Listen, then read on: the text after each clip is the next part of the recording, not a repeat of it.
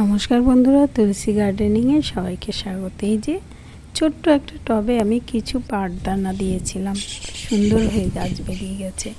আর আমার কিন্তু এইটুকু ফুল গাছে দেখুন কত ফুল এসেছে। গতবারে আমার ওই পুরনো ফুল গাছ দুবার করে ফল হয়েছিল, শীতে একবার তারপরে একবার, এবারেও ফুল এসেছে। যদিও বা যারা নার্সারি তারা বলে, নার্সারির ব্যক্তিরা বলেন যে এই সময়ের কুলটা না নিলেই ভালো। তবে সেটা বর্ষাকালে। এই যে দেখুন, এটা পুরনো গাছ, অনেক বড় গাছ, বড় মানে টবের গাছ।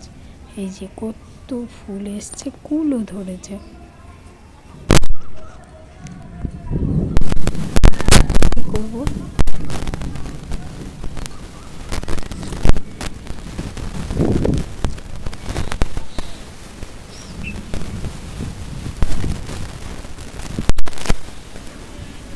মরেই যাচ্ছিল।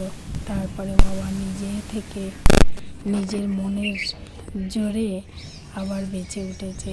এই যে তবে বালতিতে ঝিঙে গাছ লাগিয়েছি, ঝিঙে গাছটা টং টং টং টং করে উঠছে। আর এইটা বন্ধুরা আপনারাই বলুন, এটা কী গাছ আর এটা কী ফল?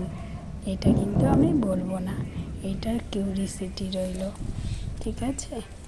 যদিও বা সবাই চেনেন, তবুও বলে জিজ্ঞাসা করতে চাই যে চিনলেও ফলটা অনেকেই বোধহয় দেখেন না, কারণ ফলটা এই সময়তেই হয়। আর দেখুন আমার সেই সবজি পচানোর জন্য সব জার যে রেডি করা। আর যখন উঠেছি ছাদে তখন প্রচণ্ড দেখুন অন্ধকার মেঘ করে আছে। আমি ভাবলাম কেন না এই ভিডিওটাও একটু তুলে নিই।